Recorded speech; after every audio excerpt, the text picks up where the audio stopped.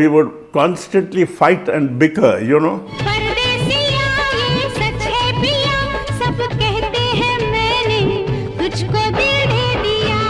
The actress Rekha.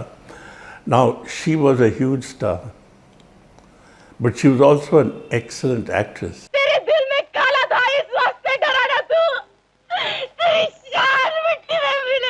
When an actor becomes a star, it's very difficult. तो मैं क्या दूध में पानी मिलाती हूँ? मारी भैंस के नीचे 3 लीटर दूध आता है, जिसके दिल में खोट है सबको अपना तरीके समझते हैं. Smita was not trained to be an actress.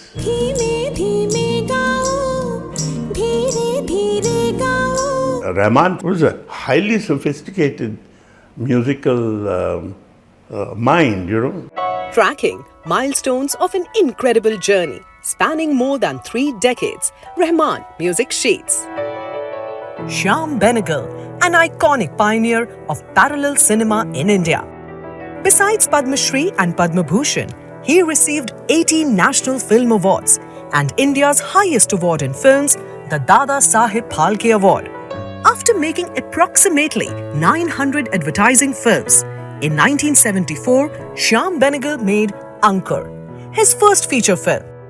The film won a national award and it was nominated for the Golden Bear at the Berlin International Film Festival. Till the year 2000, Shyam Benegal made 19 films. Of them, for 17 films, including a musical Sardari Begum, his music composer was Vanraj Bhatia. Yet, for Zubeidaa, his 20th film, released with the turn of the millennium in 2001, Shyam Benegal opted for AR Rahman. 100 चांद भी चमकेंगे तो क्या बात बनेगी, तुम आए हो तो इस रात की औकात बनेगी. Vanraj Bhatia is a particular kind of composer. AR Rahman is another kind of composer. You know, they excelled in their own specific ways. But you know, you can't compare. For instance, to give you an example, you can't compare, and it would be silly to even attempt to compare. You can't compare Mozart with Beethoven. It makes no sense to do that. So we are talking about that, something like that. You see, because AR Rahman has a certain kind of genius in music, which is very different from what Vanraj used to have. You know, their musical universes, although they could recognize each other's musical universe, they were not the same. You know, they're completely different. And the manner in which Rahman would work on the music, because see, Rahman's the method of using rhythms, melody, harmonies, were very different from the way Vanraj would do it. Because Vanraj's sense of rhythm, for instance, was never as strong as Rahman's was. And even melodies. You see, often what Vanraj did was that his melody was there, but it wasn't, sometimes it became difficult to discern the melody. You know, although it was always there. But when it comes to Rahman, it's very clear. I mean, you know, because his harmonies are very evident in the manner in which he uses his harmonies. His rhythm is very dominant in the kind of work he does. And also, his melodies are things that are clearly memorable. So, you know, their styles are very different. One may have a certain kind of subtlety in his work. The other person would have a kind of grandeur and strength of a different kind. So each composer has his own particular brand and style and character. So, but eventually, when you are comparing the two, I would think that for cinema particularly, for use in the cinema, Rahman was by far the most successful. Not only was he more successful, it used to work better, with films, whatever music that he worked out. Sometimes I felt that probably music was overpowering the film. But it's also true that, for instance, the recall, the visual recall of the film on the basis of the music came through like that in Rahman's films, where Rahman worked on a particular film. But for instance, the best example is for the films of Mani Ratnam. Rahman's music for Mani Ratnam, the recall value very high, visual recall value was very high, and I think that is what really made him so well known in the first place. The fact that there was this original kind of composer, which his music had a stamp, and that stamp was also because it had such an excellent visual recall value, of what he had done for the film, apart from it being wonderful music on its own. Sir, I'm really surprised at how both of you work together, because you work during the day on a fixed schedule and Rahman is more of a night person. Didn't you have problems with that? No, I never had problems with that. As a matter of the only problem that I would have was that the fact was that he was kept so busy by so many people that to get time from him was the most difficult. It really had to do with that. Basically because, he was kept so busy, there used to be lines of people sort of waiting for his attention, as it were, for their own films. So, it was always very difficult to get kind of 100% attention from him, although he was giving you 100% attention. But then, he has a certain kind of talent. He's got so many compartments, I think, into which he fits different people and different people's works. So, he could work like that because, it's a very special talent that people have. But it can be very disconcerting for a person who thinks that, here I'm explaining and the man I'm not even sure that he's paying any attention to me, that sort of thing. But that never really happened because, the couple of films that he worked with me, or rather gave music for me, were just outstanding. I mean, quite excellent. Because even now when I hear the music of those films, like with the Bose, The Forgotten Hero, or Zubeidaa, I think, excellent, outstanding music. Because, the moment the recall value is so high, which is how I kind of relate to film music. The recall value of the film, the moment you hear, a melody from the film, you recall the film. Now that ability, which I think is a rare ability in the composer. Manthan, based on the pioneering milk cooperative movement in Gujarat, was India's official entry for the Oscars. As the best feature film in Hindi, it also won the National Film Award.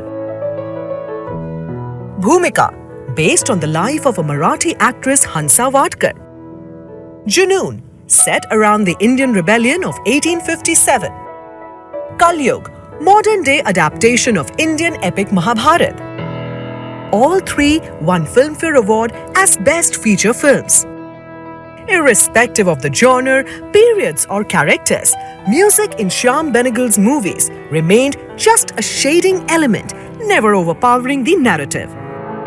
Over a period of time, as I was making films, I decided to give up on what one might call a background score in the conventional term.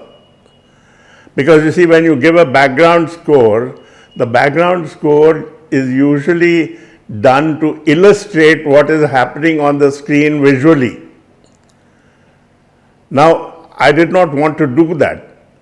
If I was going to use a background score, it would have to be either to complement what is happening visually, to complement, but that is what I'm not able, what I cannot see, but I'm indicating.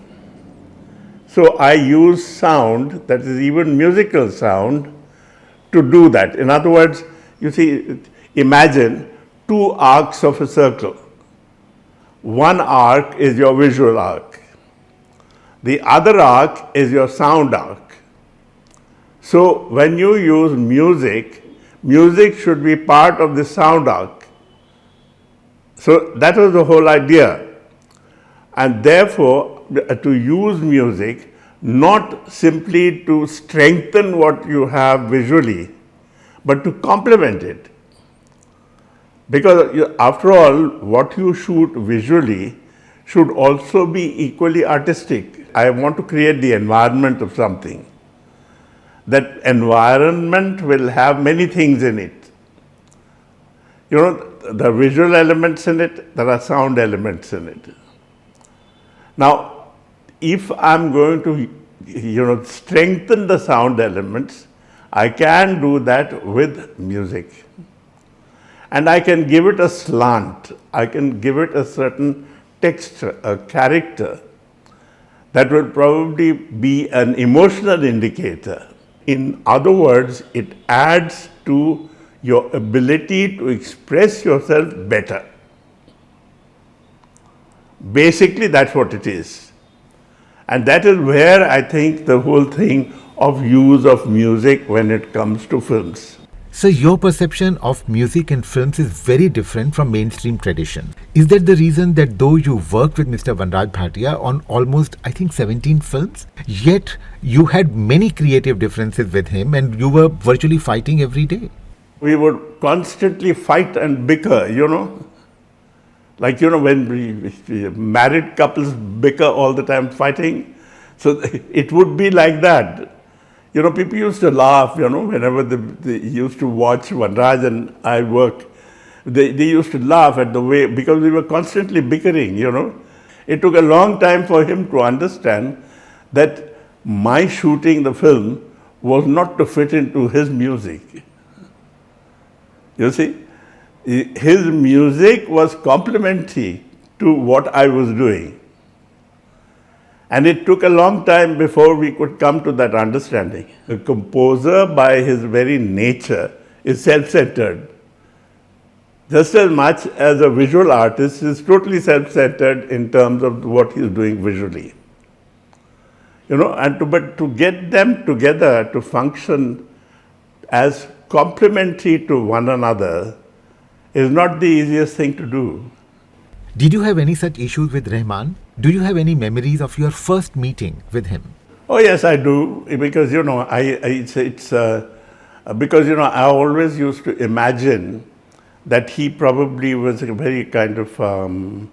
I knew that he was very young, and he used to be called the Mozart of Madras because he was almost a child prodigy. But the fact is that when I first met him, I felt that I couldn't communicate myself with him. I couldn't communicate what I wanted easily. But funnily enough, what I was saying was making all the sense that was necessary for him. What he wanted to take from it, he took. He didn't need to kind of either agree or disagree or anything. He knew what he wanted from it, and he took that. And then when he worked and he came with a piece of music, it was absolutely perfect. It was the kind of thing that I wanted. I didn't need to. There was no further debate or discussion on it, because it worked so well. And there was something, there is some, now this is something that is, it's a kind of sixth sense, which he has, and I feel that all great composers have this. There's something there which is inexpressible in any other terms, except in the way in which you will compose the music. That sixth sense that is there in Rahman is absolutely incredible. It's unbelievable. And that's why I think his talent was so easily recognized, not just in our country, but all over the world. Because the kind of work he did here is just fantastic. But of course, as I've always felt, that he required his beloved Madras to be with him. That is necessary for Rahman, I think. He can't be taken away from that. After Mamo and Sardari Begum, Zubeidaa was the third film of a trilogy written by film scholar Khalid Muhammad. Zubeidaa was the story of his mother. आप पे ये बहुत जच रहा है नहीं मीनाक्षी? हाँ, बहुत सुंदर है। आप तो बिल्कुल शहजादी लग रही हैं। माय डियर, जो हैं वही तो लगेंगी। For portraying Zubeidaa, who defied shackles of patriarchy and took life head-on, Karisma Kapoor got Filmfare Critics Award. Zubeidaa, a period film that had to appeal to the audience of the 21st century and required sensibilities of North India.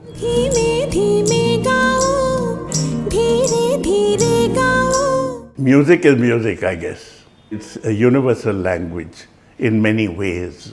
When it becomes universal, when there is this whole business of the three elements of music, the rhythm, the melody, and the harmony.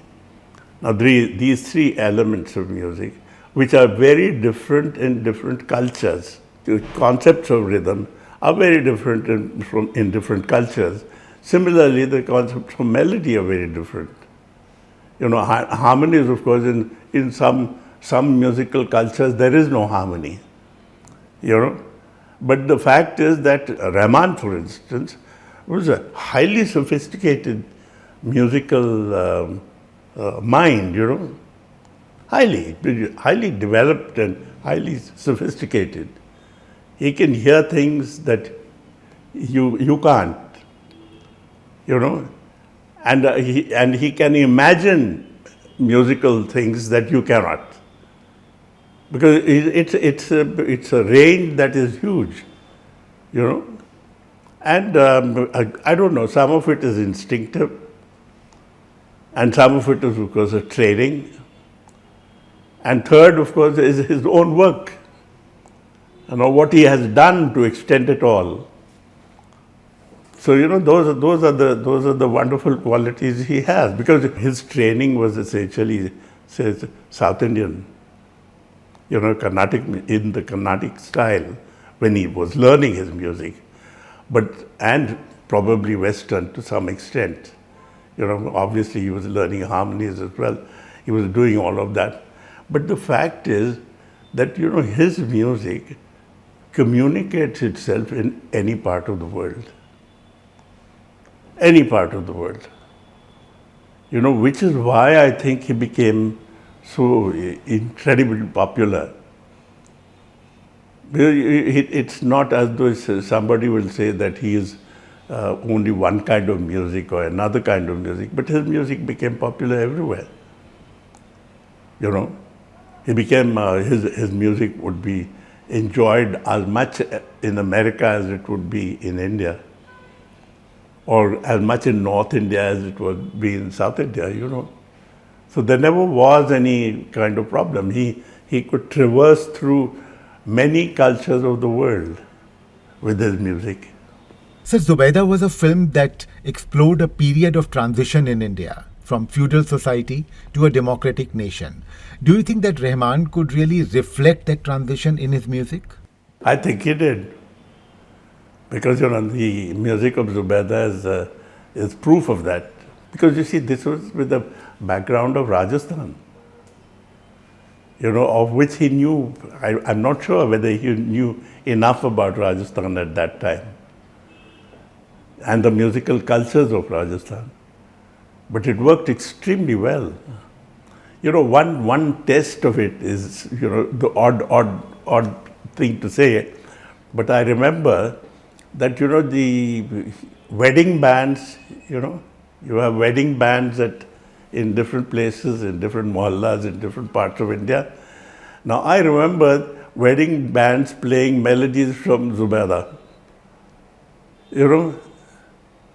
It's quite amazing because, somewhere in Madhya Pradesh, I was traveling somewhere and I remember hearing it somewhere near Bhopal, with no connection, but there was a musical connection in a way that a wedding band was playing it in another part of the world, mehndi है रचने वाली, हाथों में गहरी लाली. Sir, Zubeidaa was also about interfaith marriage in a world which is becoming more and more polarized. At that time, did you really have any doubt about your subject? No, none at all. I did not. I did not have any doubt about it.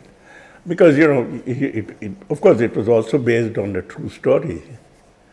But apart from that, I had never any doubts about it. Or nor did I worry about it. Because even now, I don't think you need to worry about it. It's just a notion that people have. One among the pioneers of parallel cinema in India, Shyam Benegal worked with unusual actors and created an alternative star system. But he seemed to be embracing embellishments of mainstream cinema by opting for Rahman in Zubeidaa. He also selected Karisma Kapoor, a star who was better known to match Govinda's dance steps. But something changed with Fiza. Released in the year 2000, it was written and directed by Khalid Muhammad, who also wrote Zubeidaa. One wonders how Shyam Benegal could see a great actor under the skin of a mainstream star Karisma Kapoor. साफ-साफ क्यों नहीं कहते कि आपका दिल भर चुका है मुझसे? जुबी मेरी बात सुनो तुम. When I saw her, I felt that she would be absolutely right for the part. That was number one. But number two, what convinced me was the fact that she had a lineage, They're all wonderful actors. Starting from her grandfather's time, Prithviraj Kapoor had created a lineage of stars, actors, wonderful actors. And they all of them, it was a question of whether you could use them well or not. Or they made the right kind of choices for themselves or not. But the fact is, there is no question about the fact that all of them are wonderful actors. Whether it was Raj Kapoor, Shashi Kapoor, Randhir Kapoor, like Karisma Kapoor, all of them, they're wonderful actors. No problem at all, because it's part of their heritage, as it were.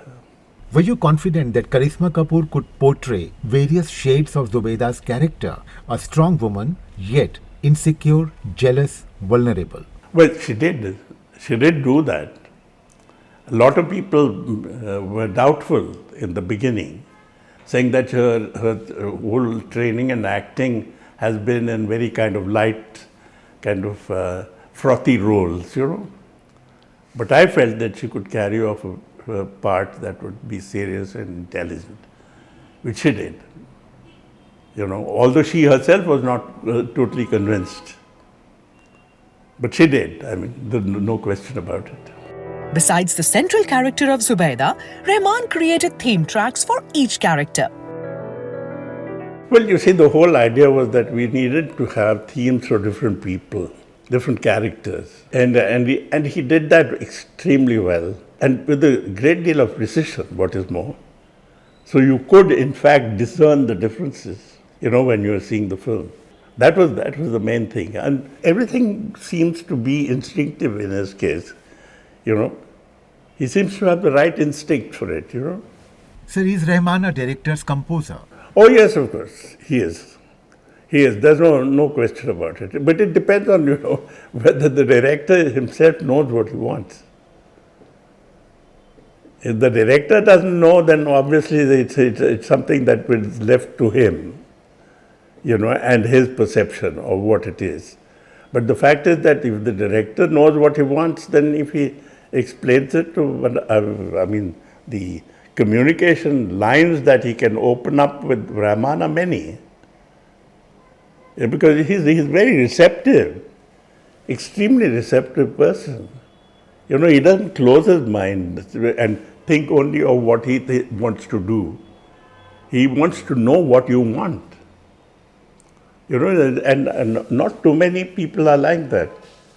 Particularly not too many composers of his stature are like that, Because he has his enormous stature. But he can work with, first-time filmmakers also without overpowering them, and frightening them out of they're saying, who am I talking to, not that sort of thing, yeah.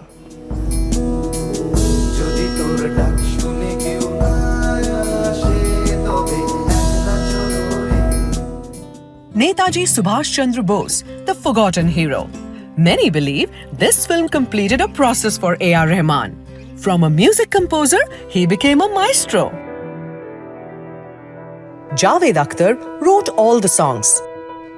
It's not a usual film album with 5 to 6 songs in it. The film has 20 tracks. 7 tracks have vocals. 13 theme tracks perfectly portray characters, locations, and mood of the film. So Netaji Subhash Chandra Bose, the forgotten hero, must have been a very complex film to score, capturing his journey to so many countries. What exactly was your brief to Rahman? You see, one of the reasons I wanted Rahman for that was because of his range. Even if we had not experienced, like say for instance, Bose's story goes all the way from the east to the west, or rather the west to the east. We start in Bengal and then we go westwards, via the frontier of India into Europe and so on and so forth, and into Germany. And then from there we come all the way to Southeast Asia and to Japan. So we are really traveling, culturally speaking, a vast area of the earth itself. And musically, obviously, there are so many different changes in all of this. And I think to give it a certain kind of character, I think he was absolutely ideal for it. And it worked very well. I was very pleased with the way the music worked. Everybody else also, because wherever that film was shown, of course it wasn't necessarily released too well at that time, but then it has its airing on television, many times. Yeah. The film depicts the life of Netaji Subhash Chandra Bose from 1939 onwards. It starts from his escape in disguise to the events leading to the revival of Indian National Army under Netaji. The music covered many geographies and situations, including theme tracks for Durga Puja, Afghanistan, Hitler in Germany, war themes, and many songs of Indian National Army. Sir, in the film, the vocal songs and INA songs were definitely a major storytelling tools. Was it a predetermined ploy to integrate songs with storytelling? Well, also because, you see, one of the things to remember is that the Indian National Army, the Indian National Army of that Subhash Chandra Bose had started during the Second World War, had many songs. They had songs that they had their bandmaster, as it were, was also a composer. He'd composed many marching songs and different things. When I started to go to school, that is well after the whole episode, Bose himself had disappeared. But the fact was that many of the songs of the INA had become very popular songs for us to sing, at that time. And so we had to have all of that into film, to use some of the melodic things from that, which Rahman did extremely well. He worked on them, and he worked on them brilliantly, actually. Before Netaji Subhash Chandra Bose, the forgotten hero, Benegal had also made The Making of the Mahatma, focusing on Gandhiji's life in South Africa. Most of his earlier films too were inspired by real incidents or real-life stories. We couldn't resist asking him what kind of cinema influenced him. The kind of cinema that influenced me in my own making of films was essentially the kind of films that emerged originally from countries like Italy, during the what one might call the neorealistic cinema which developed in Europe, soon after the Second World War. It was based essentially on reality, stories that emerged out of real life, rather than what we might call contrived storytelling. Telling a story which could be either a melodramatic story or a tragedy or comedy or whatever, but much of it contrived. So I think the whole thing was to make the film look as uncontrived as possible, as though it is a chunk of real life that you have taken, which itself is a contrivance, mind you. But that's the art of cinema, to make it not look contrived.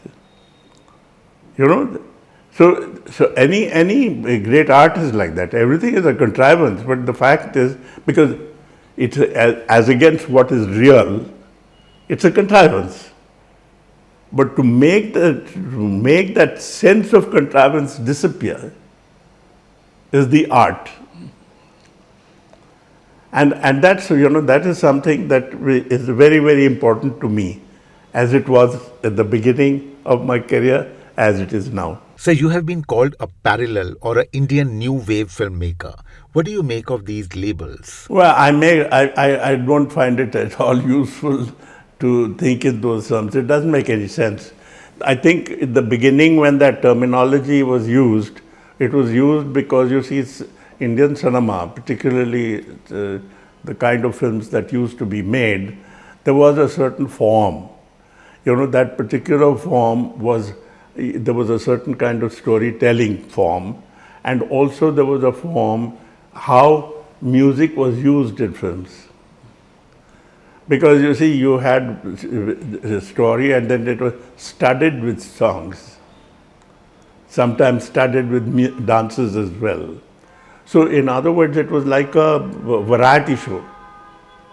You did have a story that you were telling, but you also had the elements of a variety show. So in order that cinema should find its own way of expressing itself and not function as a variety show, became a whole tradition, a tradition on its own. And in India, I call it new cinema. At that time, it was new, but the term that stuck because of the way the media used that term was parallel cinema. I don't know what it meant, but anyway, it was called parallel cinema, and everybody started to say that I was part of parallel cinema. So you also introduced an alternative star system by opting for artists like Shabana ji, Smita Patil, Mr. Naseeruddin Shah, and gradually they became stars in their own right. Well, one of the problems is, the star system is cinema and in its very nature, create stars. But what happens when they become, when an actor becomes a star, is that the star is based on their image. And then they get stuck to that image. You know, and even if you want to get out of that image, it's very difficult. Because that image sticks to you. You know, it's one of those amazing things. So a lot of stars preferred to do that because it was easy for them. Because it was their star quality that had an audience for them. It was not their performance ability, but their star quality that drew that audience to them. So it became more important to remain a star than to become an actor. You know, so this is always a problem, and it's a kind of problem that's very difficult to resolve. Because you know, when you become a star, it's like wearing a mask, and you want to get rid of the mask, you can't. But sir, there was one star who dared to get rid of that mask, Rekha ji. How did you spot an actor behind a huge star that she was? What made you cast her in Kalyug and later in Zubeidaa? Well, you see, it's easy to spot a person with talent. You know, just as much as it is easy to spot a person with no talent. So you see, when you see somebody who is extremely talented, even if they happen to be stars, you know that the person is not simply a star, but has an enormous talent, the actress Rekha. Now, she was a huge star, but she was also an excellent actress.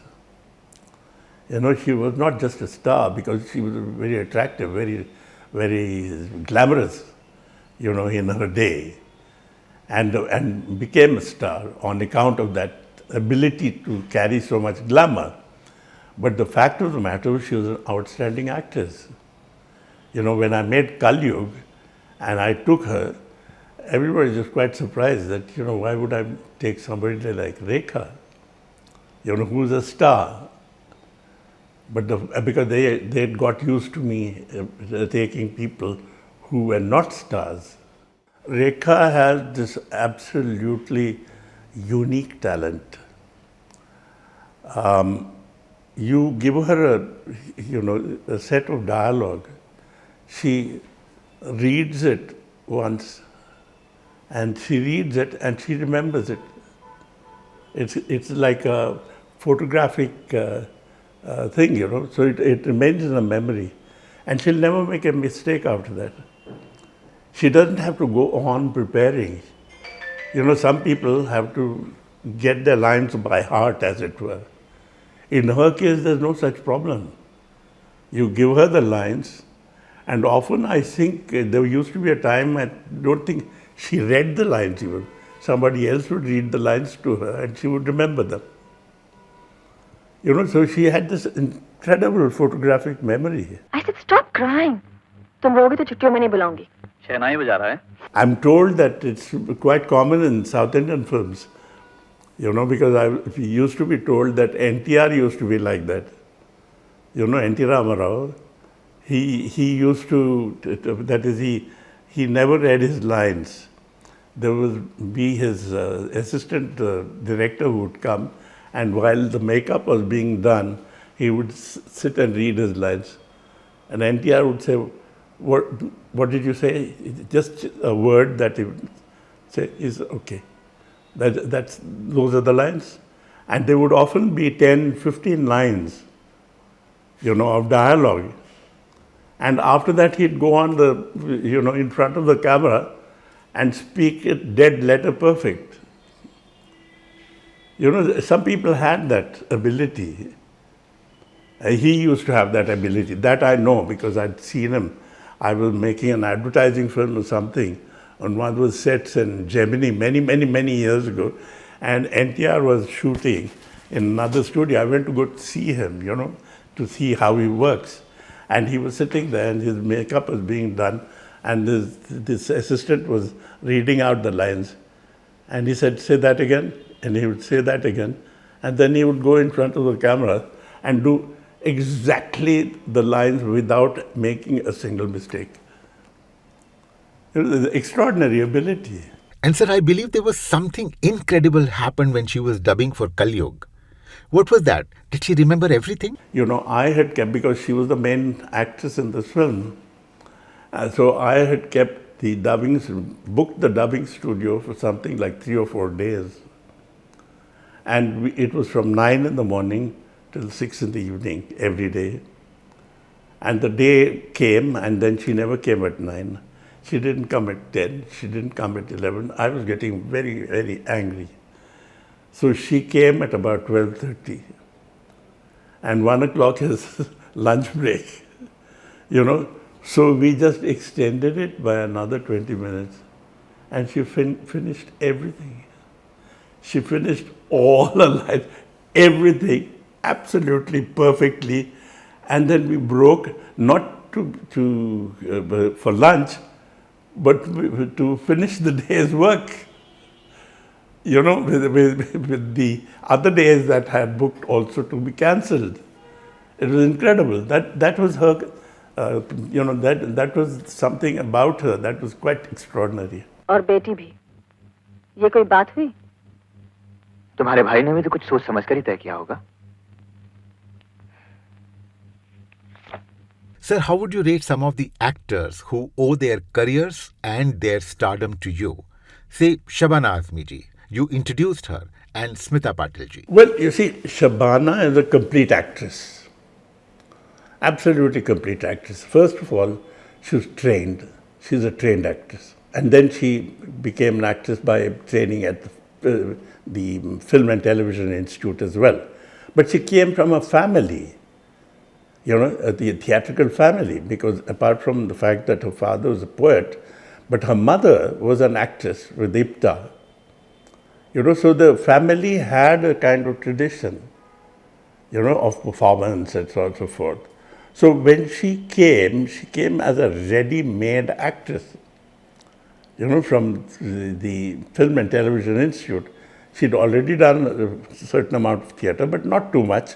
But the fact was that being a very intelligent person, there was no problem at all. So from the day she stood in front of the camera for Ankur, I knew that she was going to give an outstanding performance, which she did. Because it also it was not just an outstanding performance, it was a prize-winning performance. She got several awards for that, national and international awards for her performance.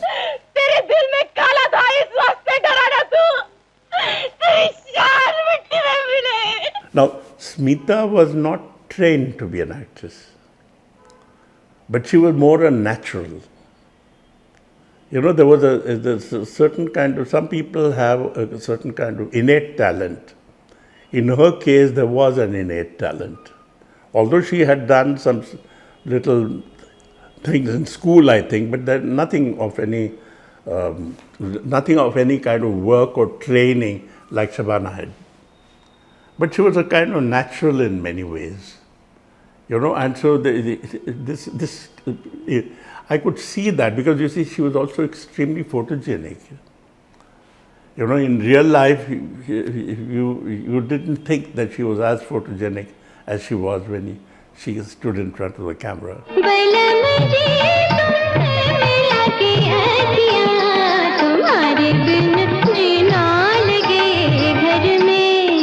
And how would you rate Mr. Naseeruddin Shah as an actor? Nasir, of course, is a brilliant actor. There's no question about it. He's a brilliant actor and he's got, again, an incredible range. He has the range of a Shakespearean actor because he can do any kind of role that you give to him. And also, he's also a very serious actor. So he works very hard on his roles. The characters he plays, He wants to understand every shade of that person, you know, and every kind of manner, mode of expression of that particular character. He'd work on it. He's always done that, and he's, you know, he's one of our best actors. There's no question about it. इन शहर वालों से दूर की राम राम अच्छी इन्हें मैं जानूं. And sir, what about Mr. Om Puri? Om Puri was again an extraordinary actor. Om Puri, because you see, in his case, his own success was an incredible one because nobody gave him a chance. You know, nobody thought that somebody who had smallpox, scars on his face, and you know, he didn't look like he could be an actor at all, except a kind of character actor. Somebody like that to play lead roles in international films, which he did, was because his talent was enormous. And he worked very, very hard. But enormous talent. I mean, he was such a talented actor. You know, he's an outstanding actor. And I enjoyed, taking him in my films. He did some outstanding work all around. Unfortunately, he passed on a little too early. Otherwise, you know, he would have been with us today as well. Yeah. जैसी एक photo निकाले उस दिन निकालने लगा था तो बोली भाई भाई देखो कमीना फोटोग्राफर मेरी नंगी फोटो खींचता. So women characters have been a very strong point in all of your films. Can you specify some of them that are very close to you? Characters-wise in my films, you mean? Yes. As characters in my films? Well, yeah, I would think so. Yeah, you see, like, say, for instance, I would think that Smita in Bhumika played a part that was extremely difficult to play and extremely well played. And she also did a wonderful thing in Manthan. You know, similarly, Shabana, for instance, both in Ankur and Nishant, you know, and later Mandi, where both Shabana and Smita gave outstanding performances. You know, for those are the ones that I will think in my own work, where performances were of outstanding quality among the actresses. Yeah. You just mentioned Manthan. It was a unique experiment. I mean, it is valid even today. Can you share some of its details? Well, it had a huge amount of success even at that time. But the fact is that, you see, Manthan was unique in many ways because it was the perfect example of a crowd-funded film. It was crowdfunding, meaning it was financed entirely by the members of all the milk cooperatives of the country. You know, so that was number one. Secondly, when we made the film, there were doubts expressed, how can this pay for itself? Will it be like a documentary in the sense that you are spending all this money to show this film, but the film itself is not likely to earn back its money? But this was totally proved false because the film not only was crowdfunded, it was also a huge commercial success. Not just in India, but in so many different countries of the world. Largely because the film was so relevant, and relevant in terms of, its value. It had great value in the formation of producers' cooperatives, not just in milk, but in other things as well. You see, and it also has another distinction because it was shown, it was invited to be shown to the United Nations General Assembly in New York, which Dr. Kurian and I both went and presented the film and showed it there, And then, of course, several countries used that film. So it had well beyond what we had imagined. Its use became quite extraordinary. ऊपर से रुआब जमाता है। काय बुआ, आज से नहीं भरवाओं का दूध देंगे। चल रही जिल्लो, कहाँ जाएगी? अरे अपना सिसोटी वाला के पास जाएगी, तू जा। But sir, there was something else that was not only extraordinary, but something beyond that. Bharat Ek Khoj. It followed very unique kind of aesthetics. Well, you see, I got an opportunity, let me put it that way, because Doordarshan was new at that time, and they were planning that, you know, to have the whole thinking of Ministry of Information Broadcasting then was that to use television as a means not just to offer news or soap operas and so on and so forth, but also to use television as a tool both for expanding people's understanding and knowledge of their own country, and also the kind of heritage that they were heirs to. You see, so that was the idea at that time. And during that time, they thought that they should do several things which were very important to this nation as foundational kind of epics. One was Ramayana, another was Mahabharata, and the third was History of India. So Ramanand Sagar did Ramayana, then Mr. B.R. Chopra did Mahabharata.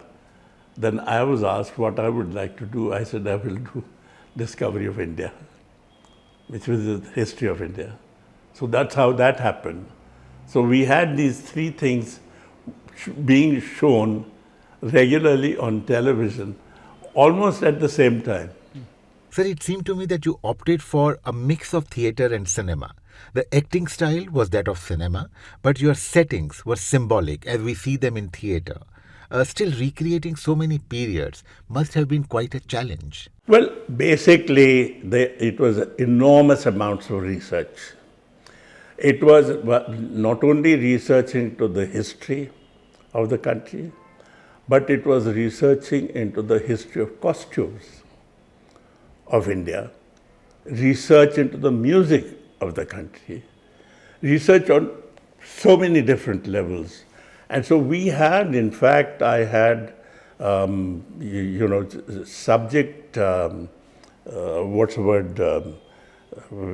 authorities, quite a large number of them from all over the country, for South Indian history, for in terms of costumes, in terms of music, musical traditions, all of that, So it was a learning exercise for everybody connected with that series, including myself, of course. So it was something that happens once in a lifetime for anyone. Sir, you are Guru Dutt ji's cousin. For a budding filmmaker, it was a dream to work under him. But you decided not to work under Guru Dutt ji. Why? I didn't want my work to become imitative of him. If I were actually to be working with him, I would have developed his way of doing things, his thinking, his philosophy, all of those things, which would have become, I would have become, in other words, a kind of rubber stamp of him, which I did not want. Because I wanted my own voice to be heard and my own thinking to predominate what I was doing. And that can only happen when you learn to make your own mistakes, and from that you really learn. In other words, you have to stand on your own 2 feet and not be sitting on somebody else's shoulders. So you see, because you can do that as well. A lot of people do that. So I was very conscious of that. But you decided to work in ad world, making advertising films, which is all about very polished imagery. But feature films that you made were starkly realistic. Do you see a contradiction there, sir? Well, it has to, because you see, I learned my craft in making advertising films. Because I didn't go to a film school, to learn the craft of making films. I learned the craft of making films by making advertising films. So in that sense, I think my learning process was far more effective than if I were to have gone to a film school. Because the film school would have taught me in a particular order, but by doing advertising films, the challenge was much greater. Because you would have to change, every day it was a different kind of film you were making. And also the techniques. There's so many different kinds of techniques that you get an opportunity to work with and work on. So because of that, I think that was much better learning in terms of becoming a filmmaker than if I had actually gone to a film school. So I think 10 years or decade or more of making advertising films helped me enormously in becoming a filmmaker. Because, I didn't have to be anybody else's assistant even. I could directly start making films because of my advertising film background. Coming back to Rahman, the background score of Bose, how would you rate that? Considering there were so many foreign locations and aesthetic backdrops to the film. Well, you see, Rahman wrote an extraordinarily good score. And what is more, he insisted, and I think I accepted also, that we should get a proper Western orchestra to record it, Not people in either Mumbai or in Chennai to do it, but a proper orchestra. And so we got the Czech, symphony orchestra, and we recorded it in Prague. Rahman himself conducted it, and then we recorded it there. And it worked so well for the film. Of course, it was a bit expensive, but the fact was that it was worth doing.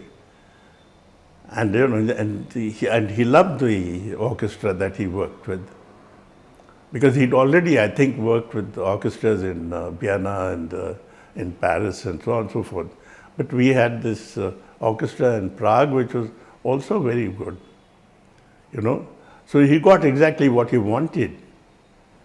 I think we have all ended up being very happy with the way we got that music.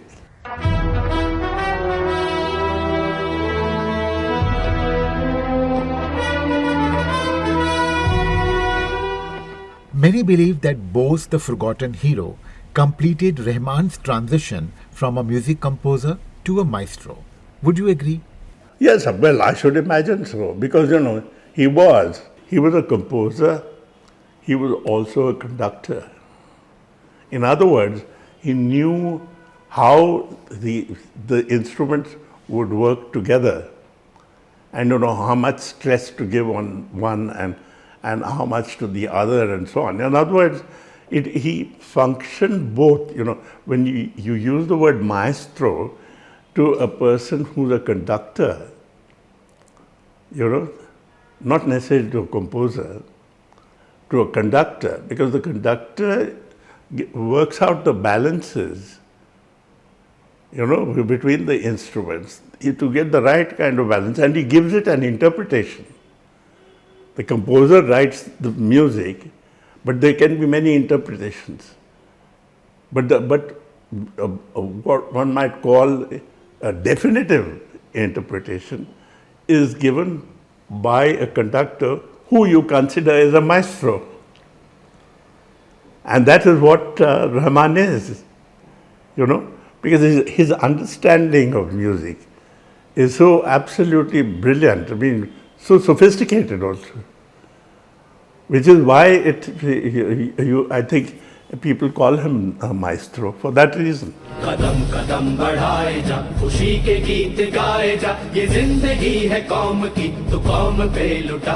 So my last question. Cinema is not what it used to be. There are so many modes of transmission. It is no longer restricted to large screen. So how do you view cinema today and in future? Well, you see, cinema, because of the technology of cinema, was at particular stage. But now the technology of cinema it's become, first of all, it's no longer on celluloid. So that was both its limitation, but it also created its own kind of art form. But today, because everything's become electronic, it's become part of the larger electronic audiovisual media. Which includes television, which includes the manner in which you can show film. You see, because at one time, when you made a film, you could show it only in a particular way. In cinemas, in a darkened hall, on a large screen, all that sort of thing. But after that, now, films can be shown in any which way you want. From your telephone to your television screen of different sizes, or the theatre. So the fact is that since its use itself has become so varied and so different, and also because electronics has given it a kind of reach that it never had in the past, obviously it was also going to change. And that change is quite dramatic. And also the manner in which we make films today is not at all the way we used to make films in the past. So so much has changed. The lighting styles have changed. The way you recorded has changed. Everything has changed. So I think, but like everything, the moment you go into technology, new forms of technology will bring new ways of using this medium.